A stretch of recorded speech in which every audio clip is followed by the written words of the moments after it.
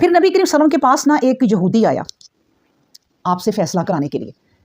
اس نے کہا کہ نبی کریم صلی اللہ علیہ وسلم میرا لڑکا جو ہے وہ فلاں کے گھر میں جاتا ہے یا ان کا ملازم ہے, اس نے ان کی بیوی کے ساتھ زنا کر دیا. اب میرے علاقے کے لوگ کہتے ہیں کہ 100 بکریاں دے دو. میں نے ان کے کہنے سے 100 بکریاں دے دی, لیکن پھر میرے علاقے کے کچھ علماء سے میری بات ہوئی تو انہوں نے کہا یہ اس کا حل نہیں ہے, اس کی تو کوئی باقاعدہ سزا ہے, تو تم وقت کے حکمران کے پاس جاؤ, نبی کریم صلی اللہ علیہ وسلم کے پاس. وہ نبی کریم صلی اللہ علیہ وسلم کے پاس آیا تو اس نے کہا نبی کریم صلی اللہ علیہ وسلم میں نے تو 100 بکریاں بھی دے دیں, لیکن مجھے پتہ چلا کہ یہ فیصلہ صحیح نہیں ہے.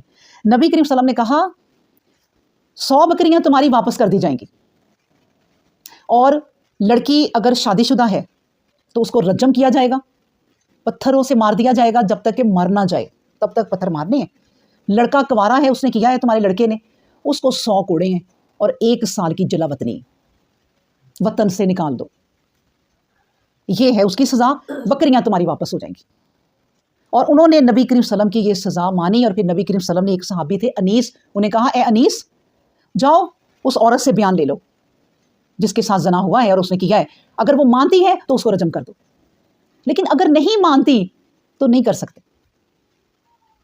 اگر کوئی کہے کہ میں نے گناہ کیا ہے تو اس کو سزا ہے, اگر واضح ہو جائے گناہ تو. اب اس لڑکے کے باپ نے واضح کیا کہ میرا بچہ پاک ہو جائے. اب یہ بھی سوچیں کہ ماں باپ کی کہاں تک ڈیوٹی ہے. اس لیے کہتے ہیں کہ بچوں کی شادیاں اچھی عمر میں کر دو جب وہ بالغ ہو جائیں. اور بالغ کب ہوتے ہیں؟ 14-15 سال کی عمر میں وہ بالغ ہو جاتے ہیں.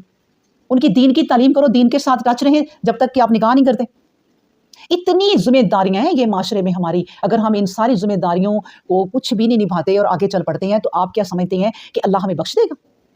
اللہ نے کہا کہ یہ سارا قرآن اگر قرآن ہے تو اب یہ سوال آ گئے کمپلسری. اگر یہ تم نے سالو نہ کیے تو تمہارا پیپر ہی نہیں مانا جائے گا. زنا کی سزا کرو اپنے معاشرے میں, پھر یہ معاشرہ تمہارا ٹھیک ہوگا. اب ہمارے ملک میں اسلامی جو سزائیں ہیں وہ نہیں ہیں, تو دیکھ لیں ہم کہاں تک ذلیل و رسوا ہو کے رہ گئے. کیونکہ اللہ نے کہہ دیا کہ اگر تم اپنے معاشرے میں یہ سزائیں, یہ حدیں یہ نافذ نہیں کرو گے تو تم ذلیل ہو کے رہ جاؤ گے دوسرے ملکوں میں. یہی ہوا.